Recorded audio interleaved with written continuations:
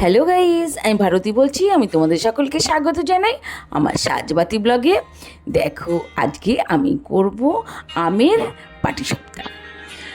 তো দেখো, আমের পাটিসাপটা করার জন্য আমি 500 দুধের মধ্যে দেখো চালের গুঁড়ি, সুজি, ময়দা মিশিয়ে নিয়েছি আর পরিমাণ মতন চিনি দিয়েছি। যেহেতু আম দেবো, চিনিটা আমি মোটামুটি দিয়েছি, বেশি দিবি, এমনি সুগার সবার মিষ্টি খায়, তার মধ্যে সেই জন্য আমি চিনি পরিমাণ মতো দিচ্ছি। এই গোলাগুলি ঝামেলা না দেখিয়ে আমি ডাইরেক্ট চলে আসলাম, কেন এত টাইম আমার কাছে নেই, আর বাইরে বড্ড গরম রান্নাঘরে, সেই জন্য আমি তাড়াতাড়ি গোলা ছোলা কিছুই দেখাতে পারলাম না, তবে গুলে নিলাম। দেখো আম, আর এখানটা হচ্ছে দুধ, এটা হচ্ছে খাঁটি গরুর দুধ।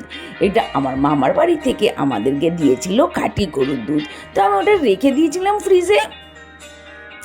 ওটা দিয়েই আজকে আমি করব। তার জন্য দেখো লেবু চিপে দিলাম, এটাকে আমি ছানা কাটবো, এটাকেই আমি সন্দেশ করা তোমাদেরকে দেখাবো।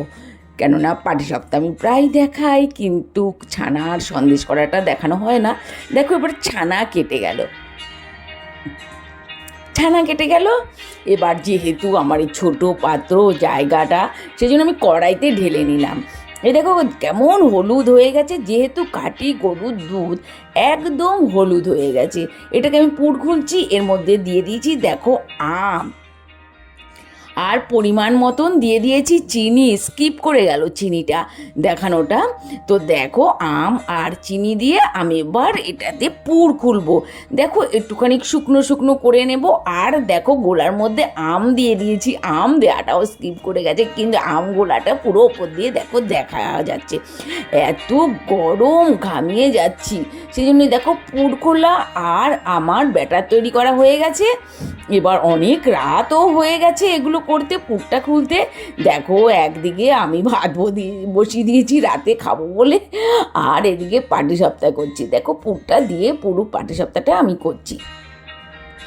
আমটা আমি দু জায়গায় দিয়েছি, ক্ষীরেও দিয়েছি, দেখো তোমার ব্যাটারও দিয়েছি, তাহলে আমের সেন্টটা খুব ভালো হবে, খুব সুন্দর সেন্ট হবে। এই আমের সিজনে আমার মেয়েরা সবাই একটু আমের পাটিসাপটা খাবেই, যতই গরম হোক, কিন্তু একটু আমের পাটিসাপটা ওদের না দিলে ওদের ভালো লাগে না।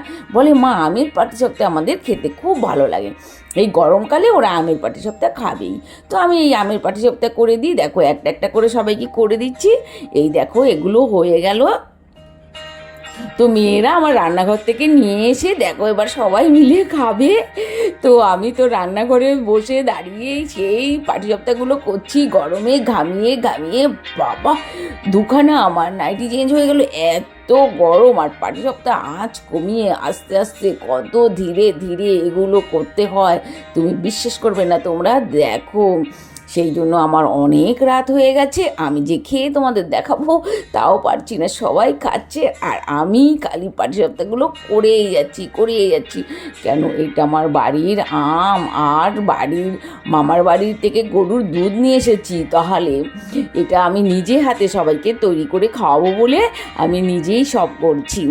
দেখো এবার পাটিসাপটা আমি করেই যাচ্ছি আর সবাই খেয়েই যাচ্ছে। এবার দেখো সত্যি খুব টেস্ট হয়েছিল পাটিসাপটা, পুরটা তো অসাধারণ, আমের সেন্ট বাবা এত ভালো লেগেছে। তোমরা এইভাবে করে খেয়ে দেখতে পারো, দেখবে খুব ভালো লাগবে।